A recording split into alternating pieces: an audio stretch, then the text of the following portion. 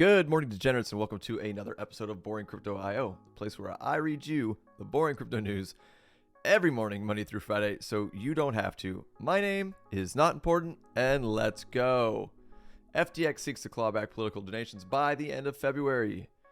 Bitcoin priced over 20K creates FOMO with 620,000 new Bitcoin wallets. Chainlink Oracle data feeds coming to StarkNet ecosystem. And Ripple news. Ripple versus SEC court case updates as of February 6, 2023. Hopefully it's not a waste of our time. Let's look at the market. Oh, market cap down to 1.061 trillion. Bitcoin dominance 41.5%. ETH 18.8. Gas coming in at a whopping 28 GWEI. And red day, guys.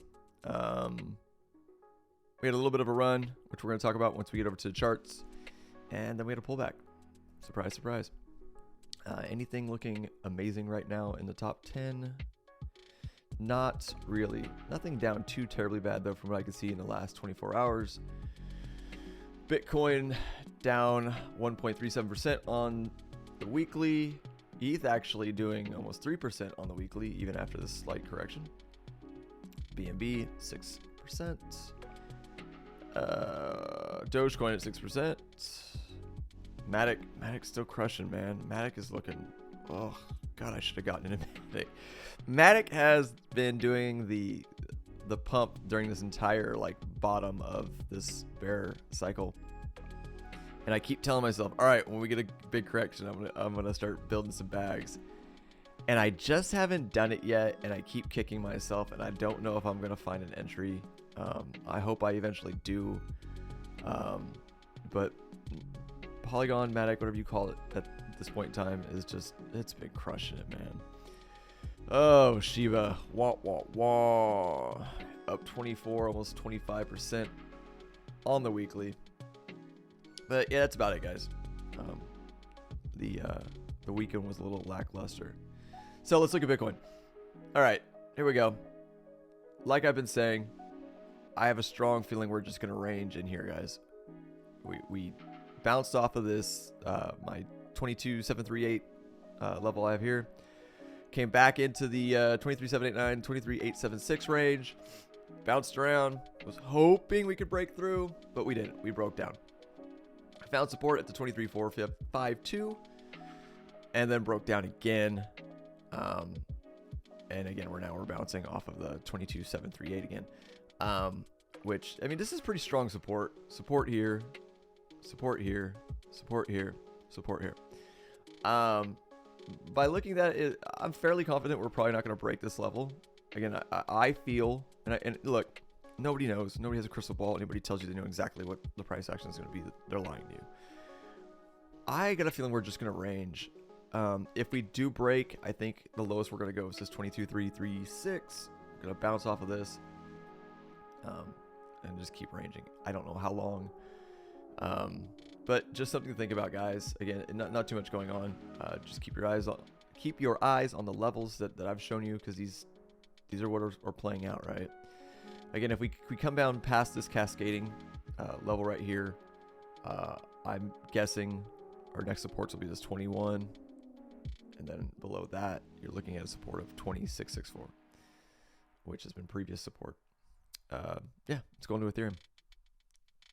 Ethereum broke out of our wedge, our triangle, whatever you want to call it. We hit the top, and we had to stop. We hit the 16.81, came down, touched the 16.21, bounced back up to the 16.81, and now we're back down to the 16.21. If you had to ask me what we're going to do, there's two... because ETH is actually doing better than Bitcoin right now. There's two scenarios in play. We range here from the 1621 to 1681 until we make a decision and go up, or our levels are the 1681 down to the 1544, and that's going to be our range. If you're playing swings, just something to think about. These are the levels that I am looking at. Again, who the hell am I? I'm just some random dude on YouTube. This is not financial advice. I'm not a financial advisor. Trade at your own risk. Crypto is very volatile. Tight stop losses. Trade conservatively. You know the drill. All right, let's go on to the news. Let's get you guys out of here. FTX seeks to claw back political donations by the end of February. FTX new management is sending messages to politicians and political groups to return donations by the end of the month. FTX's new management, seeking to recover political donations made by Sam Bankman-Fried and other FTX executives, has set a deadline of the end of the month, according to February 5th statement. Guess what, you slimy little politics? You gotta go find that money and give it back. Sorry, not sorry. All right, the move is part of bankruptcy proceedings and an effort to repay the crypto exchange's creditors. According to FTX attorney Andy Dietrich, the defunct firm has recovered $5 billion in cash and liquid cryptocurrencies by January 11th. Total liabilities amount nearly $9 billion. That's a lot of money. The statement says FTX debtors are sending confidential messages to political figures, political action funds, and other recipients of contributions and other payments that were made by or at the direction of FTX debtors, Sam Bankman-Fried, or other officers or principals of FTX debtors, collectively the FTX contributors. These recipients are requested to return such funds to the FTX debtors by February 28th. Woo! End of February. Start clearing those bank accounts, y'all.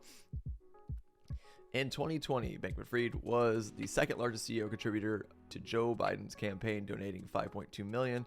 I have seen this number change so much. I think I saw 11 million somewhere.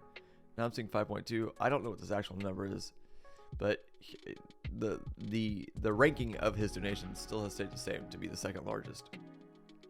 During the midterm elections in November, he admitted to being a significant donor to both Democratic and Republican candidates.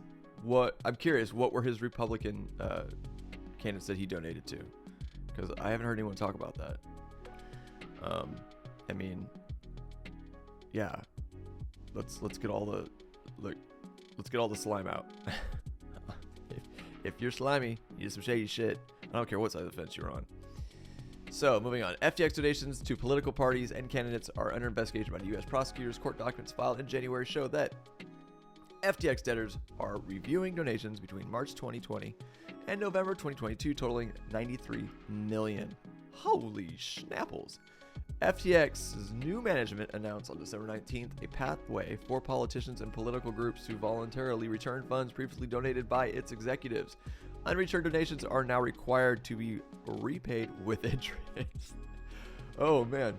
To the extent such payments are not returned voluntarily, the FTX debtors reserve the right to commence actions before the bankruptcy court to require the return of such payments, with interest accruing from the date any action is commenced. Recent data shared by Unusual Whales suggests that 196 members of Congress accepted campaign contributions from FTX former executives, including Ryan Salame, Sam Bankman-Fried, Nishad Singh, and others. The data is said to have been taken from the Federal Election Commission. Other initiatives taken by FTX's new team to repay its creditors include a plan to sell $4.6 billion worth of non-strategic investments, including subsidiaries such as LedgerX, Embedded, FTX Japan, and FTX Europe. The companies are independent of FTX with segregated accounts. A task force was also formed by the United States Attorney's Office for the Southern District of New York to trace and recover missing FTX customer funds and to handle investigations and prosecutions related to the collapse of the exchange. Bankman-Fried has pleaded not guilty to all criminal charges related to the company's fallout. Yeah, man. Politicians, give that shit back. Let me know what you guys think about this in the comments down below. Next story. Bitcoin price over 20K creates FOMO. If you don't know what FOMO is, it is an acronym for fear of missing out, with 620,000 new Bitcoin wallets. The growth of small Bitcoin addresses was very limited in 2022 and slumped to new lows post FTX, but a significant surge in January suggests traders' optimism is high. The Bitcoin price surged above 20,000 in the second week of January, led to a market FOMO. There it goes, fear of missing out, especially among small Bitcoin holders. Excuse me, a little stuffed up this morning. There was a significant surge in the Bitcoin address holdings, 0.1 Bitcoin or less after January 13th, according to data shared by crypto analytics firm Sentiment. 620,000 new Bitcoin addresses have popped up since January 13th. Bitcoin price surge totaling 39.8 million. I guess this is a chart showing that. The Bitcoin rise in, or excuse me, the rise in Bitcoin addresses holding small amounts indicates regrowing investor optimism in 2023. The growth of such small addresses was very limited and slowed remarkably post FTX collapse in November 2022, but 2023 has seen the rate of new address creation increase.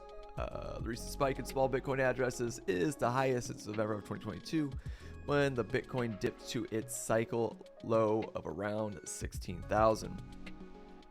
The price decline prompted small traders to scoop up Bitcoin at a lower price. That's what you should be doing. The current surge is attributed to a growing bullish sentiment in the market where, apart from Bitcoin, several altcoins have also recorded multi-month highs, while the overall crypto market surged over 30%. Bitcoin continued its bullish momentum into the first week of February, reaching a 5-month high above 24,000. However, the 24,000 resistance proved too much to hold, with the price hovering around 23,000 at the time of writing. Market pundits believe February may not be as bullish as January. In my honest opinion, which would be healthy, sideways movement, sideways consolidation. It's healthier. Take some time, let it cool off. Nothing goes up in a straight line unless it's going down in a straight line as well. Amid confusion over how incoming United States macroeconomic data may affect market sentiment, market analysts have warned that the rebound in crypto and stocks this year may flip bearish this month. They attributed the potential upcoming downtrend to the extent of the Federal Reserve's interest rate hikes. Now, okay, I'm on both sides of this because I feel, this is just my opinion. Again, who the hell am I? Some random dude on YouTube. I feel both sides of this last little paragraph slash sentence. I can see the market going bearish because of the continued rate hikes. I could see a housing market crash potentially based off of the macroeconomic data that we're seeing. But what we also saw on the last FOMC meeting is that markets respond well to predictable outcomes of rate hikes. If they know that, like, let's say a 0.225% basis points increase is coming, or a 0.5 or a 0.75, whatever, if these markets know that, it doesn't really affect them negatively. They just don't like uncertainty in the market, and that's when a lot of investors will pull out. A lot of big, giant, God, what's the word I'm trying to come up with right now? Institutional investors. So this could go both ways. I mean, I'm not gonna lie, man. I don't want to be the doom and gloom guy, but I'm leaning more to the side of this could get worse, because it's almost like a lagging indicator, right? Just because things are starting to get better, all the stuff that it's affected down the pipeline, it takes time for it to affect them, for their negative aspects to show up. Then it'll take even longer for the positive aspects of what the rate hikes and things like that have done to show up. So I guess my point is just take this stuff with a grain of salt. Just pay attention. Moving on. Chainlink Oracle data feeds. Chainlink Oracle data feeds coming to StarkNet ecosystem. Starkware is set to partner with Chainlink Labs to integrate Oracle services and data feeds to the StarkNet testnet. Blockchain scaling technology firm Starkware is set to partner with Chainlink Labs to bring Oracle services, data, and price feeds to the StarkNet ecosystem. The coalition will see Starkware join Chainlink's scale program and brings Chainlink price feeds to StarkNet's testnet. StarkNet tokens will also fund certain operating costs for Chainlink Oracle nodes, giving StarkNet developers access to Chainlink Oracle services and data feeds. Chainlink is a decentralized Oracle network that enables smart contracts to securely access off-chain data sources, APIs, and payment systems. It allows smart contracts to interact with real-world data and events, making it possible for them to be triggered by data from external sources. The network features independent nodes that provide secure and reliable data to smart contracts, incentivized by payments in Chainlink's native token. Node operators verify and perform data computations which ensure accurate and reliable data is delivered to the smart contracts. An announcement from Starware highlights the establishment of sustainable economic systems between StarkNet and Chainlink. The integration is also expected to provide the necessary infrastructure for StarkNet developers to build a highly performant, increasingly complex, and secure smart contract applications. Starkware product manager and researcher Ohad Barda told Cointelegraph that work to introduce Chainlink's Oracle services to StarkNet has been ongoing since June of 2022. Various Oracle services will be integrated into StarkNet, according to Barta, highlighting the benefits of diversity in smaller and larger oracles serving the network.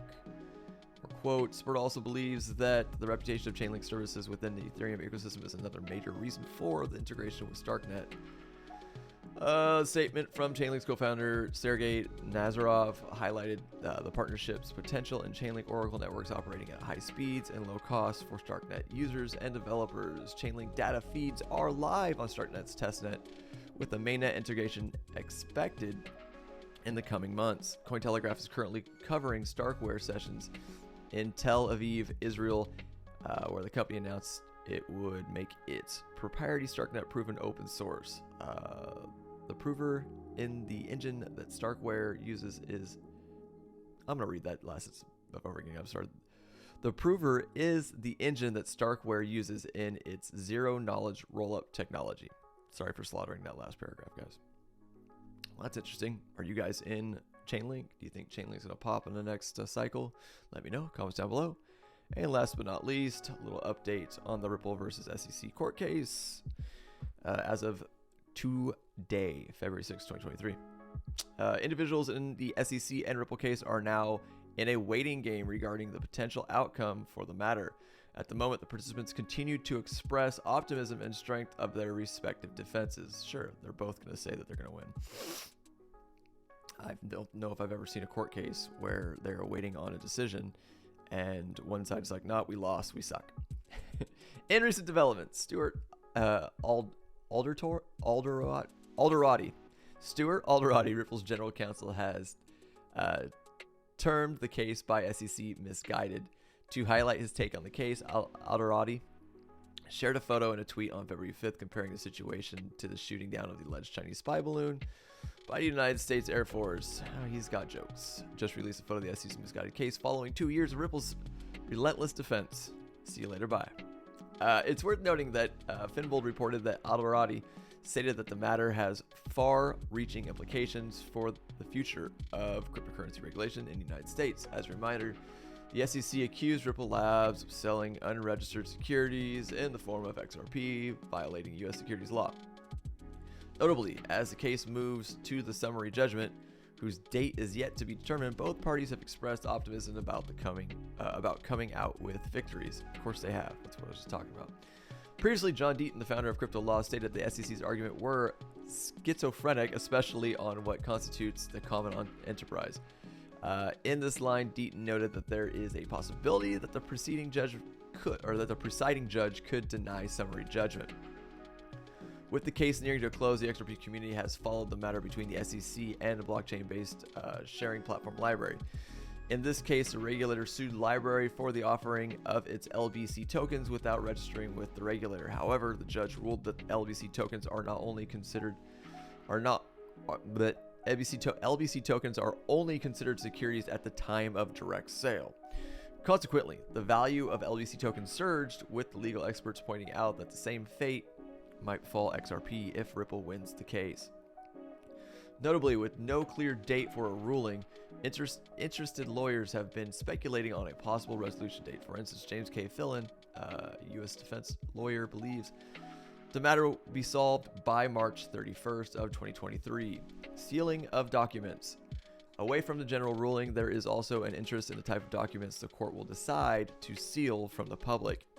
Interestingly, the SEC filed another motion aiming to seal specific documents, resulting in an uproar from the cryptocurrency community. Of course, they've been trying to do this since the start of the case. In particular, Ripple has filed a motion objective to an investment banker declaration prior to have their information kept confidential. However, in their reply to the objection, the unknown declarant noted that revealing their identity could negatively impact the future investigations by barring a witness from cooperating due to the lack of assurance of confidentiality. In the meantime, as Ripple battles the SEC, Craig Wright, a computer scientist and self-proclaimed Bitcoin creator, he says he's Satoshi, has questioned the company's viability. As reported by Finbold, Wright lashed out at XRP fans, terming them as cultist army while claiming that the entire project would end up as a pyramid scheme. Because he's a giant, did I say giant? Bitcoin maxi. He will crap on anything, and this is what a lot of Bitcoin maxis say about any other token out there. So take that with a grain of salt. Well, that was slightly uneventful. They're still in a waiting game, so we'll see what happens, guys. Aside from that, per usual, y'all, if you enjoy the content that I provide here on Boring Crypto Ohio, please subscribe to the channel, turn on the bell for notifications, like the videos, watch the videos, and I will see you guys bright and early tomorrow morning for another video. I'm out of here.